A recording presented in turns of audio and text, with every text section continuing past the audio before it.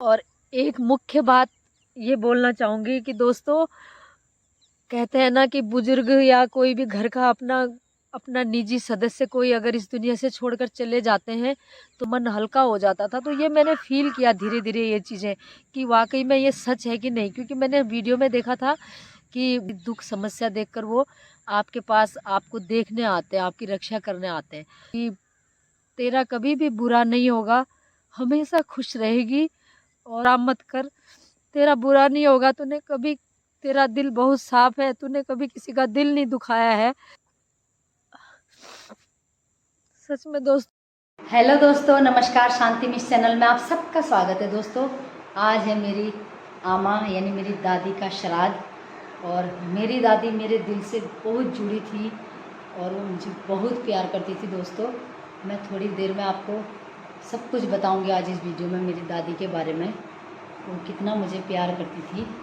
अभी सब खाना खाने बैठे हैं तो मैं भी जाती हूँ और मैं आज अपनी दादी के बारे में आप लोगों को बहुत सारी चीज़ें बताऊँगी। दोस्तों, ये है मेरी आमा और आज मेरी आमा का श्राद्ध है। दोस्तों, श्राद्ध के दिन लाल टीका नहीं लगता, सिर्फ चंदन लगता है। मैंने भी लगा दिया चंदन और अब जाते हैं खाना खाने के लिए। खाना बन गया है श्राद्ध का, सब लोग आ गए हैं, बच्चे खाने लग गए। दिखाती हूँ मैं आपको। आप बता, आप बोल अपने भाव भंगिमा, थोड़ा बता अपने हालचाल। इतना मत शर्मा, मैं बता ना अपने विचार बता। क्या बोला तूने? भाव भंगिमा है, भाव खत्म हो गए, भंगी भंगी बचे हुए। ठीक है, भाव खत्म हो गए, भाव भंगिमा। माँ नीचे बैठी है, माँ नीचे बैठी है। और ये देखो गप मार रहे हैं लोग। सुनाओ, गप सुनाओ।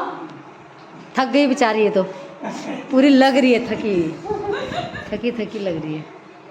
और ये बन रहा है भात, दाल की डिक्ची चूल्हे में है और यहाँ पर भी सब्जी काटी हुई है। अभी बाकी पूड़ी उड़ी बनेंगी तो सब लगे पड़े हैं। ये देखो दोस्तों, हमारे घर की बहू रानियाँ। आपका नाम, आपका परिचय? मेरा परिचय कुछ नहीं है, परिचय दे दे के वीडियो भर गया होगा। लोग, अरे जो नए सब्सक्राइबर होंगे वो तो पहचानेंगे। आज नई नई लग रही है। ये आप देख सकते हैं, ये एक और बैठे हैं बीच में। क्या हुआ आपका नाम? इनका नाम बोजी है। बोजी। हाँ। इनका नाम बोजी है और ये तो खैर पहचान गए, तो रोज की हो गई घर की मुर्गी दाल बराबर। तो बोजी पड़ गया। हाँ, ये बोजी है इनका नाम। ठीक है का, ये बोजी ज्यादा है। सही बात, सबसे पहले तो बोजी आए वीडियो में। सही बात है। हाँ हाँ, इन्हीं का तो आया। सही बात।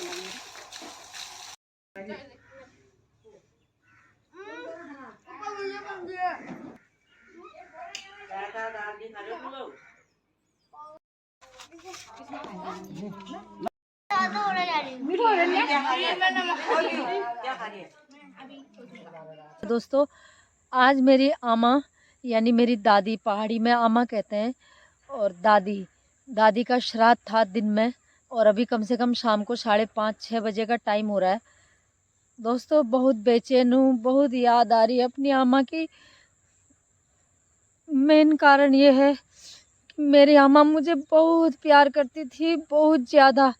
शायद ही इतना प्यार, इतना स्नेह, इतनी ममता अपनी पोती, अपनी नातनी के लिए इस दुनिया में किसी को हो। मुझे तो ऐसा ही लगता है, क्योंकि वो अपनी जान से भी ज़्यादा अपने नातनियों को अच्छा मानती थी और सबसे प्यारी मैं थी उनके लिए, सबसे बड़ी थी घर में। मेरे पिताजी अकेले, उनके बेटे हैं 3 बहनों के, एक ही भाई है मेरे पिताजी। और उनसे जब मैं पैदा हुई पहली बार, तो कहते हैं कि मेरी आमा बहुत खुश हुई थी, सभी खुश हुए थे। लेकिन मैं जब से पैदा हुई अपनी आमा के साथ सोई, मेरी आमा ने मुझे पाला पोसा, तो मैं भी आमा के साथ बहुत जुड़ी हुई थी, बहुत ज़्यादा। इतना ज़्यादा जुड़ी हुई थी कि शायद लोग अपनी माँ को भी इतना प्यार नहीं करते होंगे जितनी मैं अपनी आमा से प्यार करती थी। और वो भी मुझे अपनी जान से ज़्यादा प्यार करती थी। मेरा दुख तो उसको रत्ती भर भी वो सहन नहीं कर पाती थी।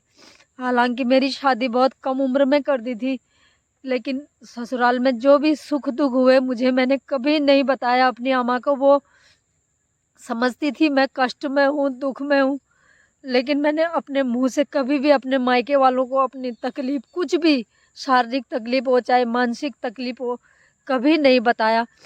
क्योंकि मैं सोचती थी मुझे तो दुख है ही है, कल के दिन सुख हो जाएगा, लेकिन मेरे मायके वाले हमेशा दुखी रहेंगे मेरी वजह से। कम उम्र की थी, लेकिन ये सब चीज़ थोड़ा-सा मेरे अंदर समझदारी भी थी और मैं बताती नहीं थी। न बताने का कारण एक ही था कि मैं अपने मायके वालों को दुखी नहीं करना चाहती थी। और लेकिन मेरी अम्मा सब जानती थी मुझे कितना दुख है, कष्ट है या मैं कितनी तकलीफ़ में हूँ। अब वो मेरे मुँह से सुनना चाहती थी और मैं कभी नहीं बताई अपनी अम्मा को। जिस दिन वो इस दुनिया से गई मैं उनके पास नहीं थी, मैं कलकत्ता में थी। मैं जब वो गई हैं इस दुनिया से उससे 2 महीने पहले मैं घर आई थी। जब मैं घर आती थी ना दोस्तों कलकत्ता से, वो एक पल के लिए भी मुझे नहीं छोड़ती थी। एक पल के लिए मैं चाहे खाना खाऊँ, मैं सो जाऊँ, मैं उठूँ, मैं इधर-उधर जाऊँ, मेरी पूँछ बनकर मेरे पीछे-पीछे जाती थी। और जैसे ही मैं कलकत्ता से अपने घर आती थी, अपने ससुराल पहुँच जाती थी, वहीं मेरी अम्मा। मैं कहती भी थी इतने जल्दी क्यों आते हो, मैं आ गई हूँ, मैं वहीं तो आऊँगी मायके। पता नहीं उस मेरी अम्मा को मुझे देखते ही यानी आ गई सुनती थी तो रात भर सोती नहीं थी, सुबह पहुँच जाती थी। अगर मैं दिन में आई होंगी तो शाम को उसी समय पहुँच जाएगी वहाँ पे। कोई क्या कहेगा उससे कोई मतलब नहीं था। बस वो इतना प्यार करती थी मेरे को। और जब मेरी शादी हुई थी मुझे याद है इतना रोई थी कि बेहोश हो गई थी, बेहोश। और जिस दिन मैं जब भी कलकत्ता जाती थी यहाँ से, जब मैं वहाँ से आती थी 2 साल 3 साल के बाद आती थी शुरू में, क्योंकि आर्थिक स्थिति भी ऐसी होती थी, नहीं आ पाते थे हम लोग। घर आने जाने में बहुत खर्चा होता है, तो उस समय हालात भी ऐसे ही थे। बच्चों को लेकर, पूरे परिवार को लेकर आना बहुत असंभव था। तो हम लोग 2 साल 3 साल 1.5 साल ऐसे आते थे। और पहले ऐसे फ़ोन भी नहीं थे कि रोज़ अपनी अम्मा से मैं बात कर सकूं। जो होता था चिट्ठी के द्वारा होता था। और जब भी मैं घर आती थी मेरे साथ पूँछ बनकर रहती थी। और जिस दिन मैं कलकत्ता जाती थी, एक रात पहले से ही मेरे घर में, मेरे ससुराल में मेरे साथ रहने के लिए आ जाएगी। और जिस दिन मैं जाती थी पूरा बेहोश हो जाती थी, ऐसे दांत लग जाते थे, बड़ी मुश्किल से होश आता था मेरी अम्मा को। इतना प्यार करती थी, इतना, शायद मुझे नहीं लगता कि इतना प्यार कोई दादी या कोई अम्मा अपनी नातनी को करता होगा। हालांकि सभी अम्मा बुआ दादा दादी अपने पोता पोती अपने नाती नातनी को बहुत प्यार करते हैं, इसमें कोई दो राय नहीं है। लेकिन मेरी अम्मा के बराबर कोई नहीं, सच में बहुत प्यार करती थी। आज 8 साल हो गए। और जब वो अंत हालत में थी, ज़्यादा दिन बीमार भी नहीं रही, 1 महीना बस बिस्तर पकड़ा उन्होंने। मैं आने की बहुत कोशिश की। मैं उस समय स्कूल में पढ़ाती थी कलकत्ता में छोटे छोटे बच्चों को, तो उतनी दूर से उसी समय 2 महीने पहले गई थी। आना जाना असंभव था, फिर भी मैं एक कोशिश कर रही थी आने की। लेकिन मेरी दादी इतना प्यार करती थी हम लोगों को कि उसको लगता था कि इसको आने जाने में भी तकलीफ़ होगी और इसके पैसे भी खर्च होंगे। तो जब मैंने फ़ोन में बात करी कि अम्मा मैं आऊँ, अगर तुम्हें बहुत तकलीफ़ है तो मैं आती हूँ, तो मेरी अम्मा ने एक ही बात बोला, नहीं बेटा तू मत आ, मैं खुश नहीं होंगी तेरे आने से। तू अभी तो मुझे मिलकर गई है, क्या ज़रूरत है, मेरे को जीना मरना होगा, मैं चली जाऊंगी। आके तेरे बच्चों का, तेरे स्कूल के सर भी गुस्सा करेंगे, छुट्टी देंगे कि नहीं। मतलब इतनी चिंता रहती थी उनको हमारे बारे में। और एक मुख्य बात ये बोलना चाहूँगी कि दोस्तों, कहते हैं ना कि बुजुर्ग या कोई भी घर का अपना निजी सदस्य कोई अगर इस दुनिया से छोड़कर चले जाते हैं तो वो सपने में आते हैं। और ये बात सच है। मेरी अम्मा बराबर मुझे सपने में आती थी, बराबर अभी भी आती है। पहले तो मैं बहुत डरती थी, क्योंकि जब भी हर दूसरे तीसरे दिन, कभी तो सारी रात भर मेरे सपने में आती थी। लेकिन एक दिन मैंने ऐसे ही यूट्यूब से एक वीडियो देखा कि सभी कहते थे कि तुम प्रार्थना करना कि मुझे सपने में मत दिखो, जो भी तुमको चाहिए हम देंगे, और प्रार्थना करना अपनी दादी के सामने और पूजा करना उनकी, उसके बाद नहीं आएंगे वो सपने में, तुम डरना मत, या ये सब बातें मुझे बहुत लोगों ने बताई। मैंने वैसा किया भी, क्योंकि रोज़ आती थी मेरे सपने में, तो मुझे डर भी लगती थी। मैं सोचती थी क्यों मेरे पीछे मेरी दादी पड़ी हुई हैं, क्यों रात दिन मेरे सपने में आती हैं।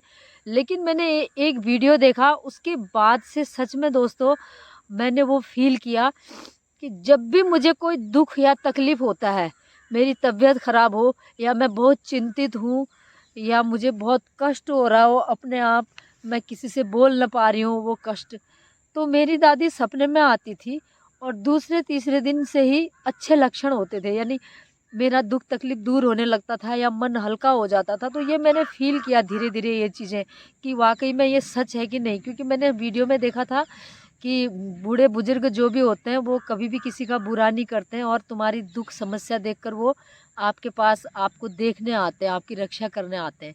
तो जब मैंने ये चीज़ फ़ील किया, और सच में ऐसा ही होता भी था, जब भी मुझे कुछ भी दुख तकलीफ़, मुझे शारीरिक कष्ट होता था, या मैं मन से कुछ पीड़ित रहती थी कभी, तो मुझे सपने में दिखती थी, और वो कहती भी थी, एकदम साक्षात कहती थी कि तेरा कभी भी बुरा नहीं होगा, हमेशा खुश रहेगी, और मेरा आशीर्वाद तेरे साथ है शांति, तू डरा मत कर, तेरा बुरा नहीं होगा, तूने कभी, तेरा दिल बहुत साफ है, तूने कभी किसी का दिल नहीं दुखाया है, तेरा बुरा नहीं होगा। ऐसा मेरे को बहुत बार बोल रखा मेरी अम्मा ने सपने में आकर।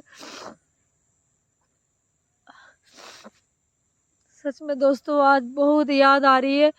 आज पहला श्राद्ध था जो मैं इस श्राद्ध के समय यहाँ पर हूँ, वरना मैं हमेशा कलकत्ता रहती थी, तो इस समय आ नहीं पाती थी, और आज आई हूँ तो दिन भर पूरा मन उदास है। मैं हालांकि सबके साथ हंसी बोली, सब कुछ किया, किसी को जानने नहीं दिया अपने दिल की बात, लेकिन बहुत याद आ रही है। इतना प्यार करती थी, इतना प्यार करती थी, सच में दुनिया में इतना प्यार कोई नहीं करता होगा अपने बच्चों को, अपने नाती पोतों को, जितना प्यार मेरी दादी मेरी आमा करती थी। जहाँ भी हो उनकी आत्मा को शांति मिले, और खूब अच्छे घर में उनका जन्म हो, खूब उनकी खातिरदारी हो, जहाँ भी हो अच्छे रूप में हो, और हम सबको उनका आशीर्वाद मिलता रहे। बस मैं यही कहूँगी, मेरी आमा को कोटि कोटि प्रणाम है, कोटि कोटि बंदन है, हमेशा हमारे सर पर उनका आशीर्वाद बना रहे। मेरा वीडियो देखने के लिए बहुत बहुत धन्यवाद। अगर किसी का दिल दुखा हो तो उसके लिए मैं माफ़ी चाहूँगी। मैं रह नहीं पाई, आज अपनी भावनाएं व्यक्त की है, और ये वीडियो बनाने का उद्देश्य यही है कि मैं इस वीडियो के माध्यम से हमेशा हमेशा के लिए अपनी आमा को अपने दिल में ज़िंदा रखना चाहती हूँ, जब तक ये धरती रहे। बहुत बहुत धन्यवाद आप सबका। नमस्कार।